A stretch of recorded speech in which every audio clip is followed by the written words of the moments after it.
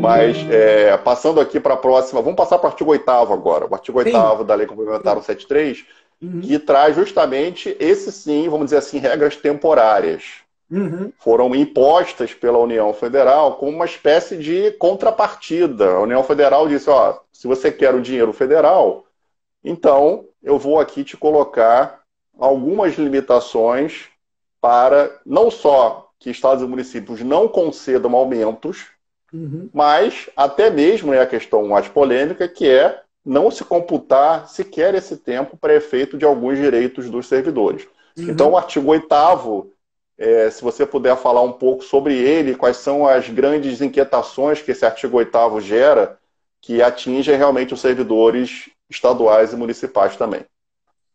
Muito bem. Aí vamos lá tentar entender aí o artigo 8º, né? Como eu já disse, já temos aí duas ADIs, a 6444 e a 6447. E aí, assim, o que pressiona despesa de pessoal? É curioso fazer um parêntese aqui, Gustavo. Eu, de vez em quando, falando sobre direito administrativo, digo, olha, a área de pessoal é o patinho feio do direito administrativo. Se você chegar no programa de pós-graduação, você é professor de distrito, você sabe. Né? Se o candidato chegar e dizer, eu quero escrever sobre pessoal, ele vai querer morrer. Né? Escrever sobre pessoal e tal. Agora, cara, 65% da receita corrente líquida. Né? Aí, bom, mas enfim, feito aqui a minha consignação em relação a isso, né? Uma matéria importante, para não falar na vida das pessoas, né? Você é servidor público, eu também, o pessoal que está nos assistindo. Claro, claro. Muito bem. Mas aí, então, assim, quais são os componentes que pressionam a despesa de pessoal? Né? E que, portanto, a lei tinha que ter em conta, mais ou menos. Né? Tem três componentes que pressionam a despesa de pessoal. O primeiro deles é o crescimento vegetativo da folha. Né? E o que é crescimento vegetativo? É aquele aumento, aquele incremento da folha que acontece independente de qualquer outra coisa. Olha, o administrador não decidiu nada, não houve nenhuma inovação. É puro e simples transcurso do tempo e aplicação da disciplina legal. Né? Isto determina o crescimento vegetativo da folha. Isso é uma das primeiras coisas que pressiona. E é interessante, quando eu comecei a minha trajetória na área de pessoal, era tempo de inflação altíssima, né? 30% ao mês. Aí, crescimento vegetativo da folha não preocupava ninguém, porque a folha se consumia sozinha. Porque você pagava o mês vencido com inflação de 30%. Né? E na época, aí a inflação era 30%. Chegava o chefe do Poder Executivo e dizia assim, vou dar um aumento aos servidores. Aí os servidores ficavam, quanto é? Aí o cara dizia, 18%. Aí as pessoas, que beleza! Né? Mas a inflação foi 30%. Né? Então a folha se consumia sozinha. O problema do crescimento vegetativo, ele apareceu quando você conseguiu um mínimo de estabilidade na inflação, estabilidade na moeda. Bom, então esse é o primeiro elemento. E numa organização grande como a nossa, isso é significativo. Né? Então soma a circunstância que é uma organização grande e é uma organização antiga. Significa dizer, os servidores públicos também o são. Né? Então, você tem uma galera que, né, faz jus, adicional de tempo de serviço, progressões, né, outras vantagens e tal. Então, o crescimento vegetativo é o primeiro componente importante. Segundo elemento que pressiona o crescimento da folha é o incremento da necessidade de mão de obra. Precisa contratar gente para o hospital de campanha do Rio Centro. Né? Precisa contratar gente para isso, para aquilo outro. Né? Então, isso pressiona também o crescimento da folha. E o terceiro elemento que pressiona a folha são os imperativos de outorga de benefícios a determinadas categorias. E aqui estou usando imperativo em todos os sentidos. Às vezes é um imperativo a necessidade mesmo, né? Quer dizer, não tem situação mais imperativa do que você conferir alguns benefícios às pessoas que estão na linha de frente se expondo no combate à Covid. Né? É um imperativo moral, né? Mas às vezes tem outros imperativos, né? A categoria tem força, né? Há um compromisso político, né? Então esse é o terceiro componente que pressiona o aumento da despesa de pessoal. E como eu disse, despesa de pessoal é incompressível. Depois que aumentou, para voltar atrás é muito difícil. A margem de manobra para você reduzir o gasto de pessoal é muito difícil, muito, muito limitada. Então, o que quis fazer o artigo 8º? Ele quis atacar nas frentes todas. Olha, eu vou estabelecer limitações para esses três componentes que pressionam a despesa de pessoal. né? Aí vamos no primeiro, que é o mais simples. Ó, vou estabelecer limitações para esse aumento de despesa decorrente do incremento de mão de obra. Aí ele foi lá e proibiu concurso, proibiu contratações, salvo para estrita reposição e para contratações temporárias relacionadas à própria pandemia. Então, no que toca a novos ingressos, a gente nova na administração, a lei complementar foi disso: olha, reexamina tudo até 31 de dezembro de 2021, e aí nós vamos ver como é que a banda toca, o que é possível fazer, o que não é possível fazer, né? Então, essa foi o primeiro conjunto de providências, e que são providências relativamente mais simples, menos polêmicas, né? Um elemento importante em relação a essas providências, especialmente nas grandes organizações como a nossa, é que elas estejam atentas para fazer esse registro do que seja reposição, né? Porque a partir de agora a gente vai poder fazer a reposição.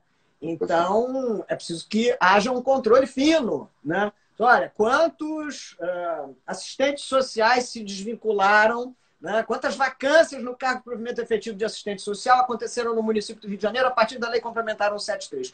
Porque este é um limite em que a gente vai poder fazer a eventual reposição, né? Bom, para impedir a tal da pressão dos imperativos de tratamento especial, né? De algum benefício específico e tal, para impedir a pressão de benefício novo, de coisa nova. O que fez a lei complementar? Ela foi lá e no inciso 6 do artigo 8º vedou a criação ou majoração de benefícios, salvo os decorrentes de decisão judicial ou de lei anterior à calamidade, né?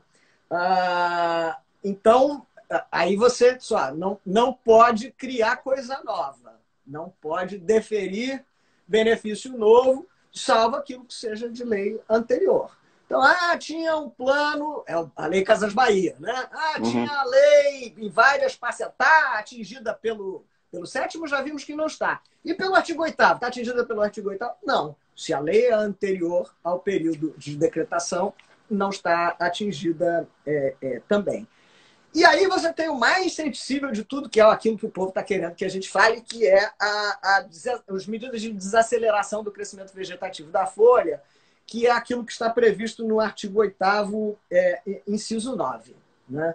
E aí o que vai nos dizer o artigo 8º, inciso 9? Ele diz que não é possível contar esse tempo. Aí veja já a falta de técnica, Gustavo. Esse tempo. Que tempo? Né? O artigo 8º não disse isso com clareza. Contar esse tempo. Né? A gente sabe qual é o termo final, que é 31 de dezembro de 2021. Mas e o termo inicial? A gente não sabe. Né? Se é o do Decreto Legislativo 6 ou se é da lei aprovada aqui na Assembleia Legislativa. Né? De cada ente, né? Já primeiro melê, né? Mas decorrente desse negócio. Vai, emenda, vai no Senado, emenda, vai na Câmara, emenda, vai não sei aonde, emenda. Né? Então, lá, diz o artigo, o inciso 9, vedado, né? Contar esse tempo como de período aquisitivo necessário. Aí veja lá, né? Como de período aquisitivo necessário exclusivamente para a concessão de anuênio, triênio, quinquênio, licença-prêmio e demais mecanismos equivalentes. Então, veja que tem um exclusivamente, que é uma cláusula de limitação. E tem demais benefícios equivalentes, que é uma cláusula de ampliação. Né? Então, você tem no mesmo inciso, né, referindo a mesma coisa, uma cláusula de ampliação e uma cláusula de limitação. Né? E demais mecanismos equivalentes que aumentem a despesa com o pessoal em decorrência da aquisição de determinado tempo de serviço. Aí vai e segue. E diz assim, sem qualquer prejuízo para o tempo de exercício, de efetivo exercício, aposentadoria e quaisquer outros fins. Então, aí criou outro paradoxo. Porque o tempo de efetivo exercício, que o inciso está dizendo que é sem prejuízo, né, que está preservado, portanto, é ele que faz nascer o direito aos benefícios que a parte inicial do dispositivo aludia, né? Anuênio, triênio, quinquênio, licenças-prêmios e demais mecanismos equivalentes. Né? Enfim, o tempo de efetivo exercício também gera outros benefícios funcionais que não estão expressamente mencionados aqui. Por exemplo, progressão funcional, né? Existem categorias em que a progressão decorre pura e simplesmente do transcurso do tempo, né? Uhum. E aí, para isso, a lei não deu solução. É o que eu estou dizendo. É uma lei feita por quem não é do ramo, né? Não conhece esses detalhes. E aí, assim, vou ter que apressar aqui as minhas observações, estou de olho aqui no É. cronômetro, né? Me parece que, como esse inciso tem essa ampliação e essa limitação, né? Acho que, e pelo caráter excepcional, porque, ok, ele não compromete a aquisição em si do benefício, mas ele reconfigura o tempo de aquisição do benefício, na medida em que ele aplica uma cláusula de suspensão e por um período que não é irrelevante, né? Um período que é significativo. Então, me parece que se você pensa na garantia de irredutibilidade, no caráter excepcional de uma previsão desta natureza, ainda mais uma previsão dessa natureza, exercida pela União em nome de um exercício de competência para a edição de normas gerais de direito financeiro, eu acho que todo esse conjunto de circunstâncias recomenda uma interpretação restritiva desse dispositivo. Então, assim, Uhum. acho que naquilo que ele foi expresso, não há muito como fugir, né? Então, os tradicionais adicionais de tempo de serviço, anuênio, triênio, quinquênio, né? Seja qual for o da organização, estes efetivamente estão com o tempo para a sua aquisição suspenso, né? Significa dizer, para o cômputo na data da aprovação da lei e só volta a contar a partir de 1º de janeiro de 2022. Vinícius, socorro, quero morrer. Não fui eu que fiz a lei. Né? Acho que nisto que ela literalmente expôs, não tem outra solução. E aí você que é gestor da Folha, Vinícius, pelo amor de Deus, vou ter que reparametrizar o ergo? Não sei. Quero crer que sim. Né? Mas e nisso que a lei fala? E demais mecanismos equivalentes? Que também teriam o tempo de cômputo suspenso. Acho Uhum. que a interpretação tem que ser, como eu disse, restritiva. Né? Então, se numa determinada organização não é triênio, não é quinquênio, não é anuênio, é quadriênio, também está na regra do nome. Uhum. Né? Agora, progressão. Não, progressão é outra coisa. É um benefício de outra natureza. Ele não é equivalente ao adicional do tempo de serviço. Né? Então, assim, esse... Vanessa, eu não Sim. sei se você concorda que essa tua interpretação, porque o dispositivo fala assim, e demais mecanismos, ele fala, em anuênio, triênio, demais mecanismos equivalentes que aumentem a despesa com o pessoal em decorrência da aquisição de determinado tempo de serviço. Essa expressão também, em decorrência da aquisição de determinado tempo de serviço, ela dá a entender que esse benefício do servidor tem que ser em decorrência do tempo de serviço. Agora, se para adquirir um benefício, além do tempo de serviço, ele tem que ter outro requisito, eu acho que aí não se aplica. É, Né? Eu a, não a sei se gente esse raciocínio. a gente tem que ter cuidado com essa. Eu ainda estou pensando, alô, povo que está assistindo, isso não, nada disso é definitivo. Eu estou aqui num exercício Aham. de, né, primeira leitura e tal. Mas essa expressão em decorrência da aquisição de determinado tempo de serviço, eu não sei se ela vai ser o que mais vai nos ajudar, porque ela também é o que determina, por exemplo, a progressão funcional em algumas categorias. Né? Sim. Então acho que a gente tem que ter um certo cuidado com ela. Me parece que essa cláusula aqui de abertura, né, e demais mecanismos equivalentes tem que estar relacionada a uma proximidade muito estreita mesmo com aquilo que a lei efetivamente referiu, que são os adicionais de tempo de serviço e essa autorização para não exercício remunerado, que é a licença especial. Porque a licença especial é isso. É a autorização para você não desenvolver as funções, né, e haver a remuneração. Né? Então, acho que a É. interpretação tem que ser bem restritiva. Né? E eu estou olhando aqui, Vanessa, nas dezenas de perguntas que nós recebemos. Infelizmente, o nosso tempo aí está um pouco curto, mas boa parte das perguntas que eu pude ver, várias delas têm relação com isso. Quer dizer, falam em benefício dos servidores, falam em incorporação, a questão da incorporação de símbolos, se esse dispositivo impede ou não impede a incorporação de símbolos. Houve uma pergunta sobre se houve algum tipo de transição em relação a triênios, não há transição, né? A regra foi, não há colocou... transição. Né? Assim, diferentemente do que a gente teve aí nas muitas reformas de Previdência, não houve transição. Tem muitas perguntas relacionadas aí ao tema de incorporação por conta da Lei Municipal 212, Exato. se a memória Acho não que é me isso. trai. Né? Isto precisa examinar um pouco mais. Né? Assim, eu não estou aqui dando parecer pela PPE, não tenho atribuição para isso. Quem está ouvindo tem a clareza nisso. A gente está alimentando uma discussão. Né? Mas me parece que o sentido da Lei Complementar 212, também era Lei Complementar, porque alterou o Estatuto, né? Lei Complementar Municipal, mas me parece que o sentido da Lei Complementar 212 era justamente assegurar o direito, constituir formalmente o direito na data da sua promulgação, com receio do que viria com o que veio depois a ser a Emenda Constitucional 103. Né? Então, assim, ela prevê isso. Olha, neste momento tem-se assegurada a incorporação. E aí depois ela lida com cláusulas de suspensão da usufruição financeira daquele benefício, porque a lógica do sistema você não pode receber um símbolo incorporado em exercício. Né?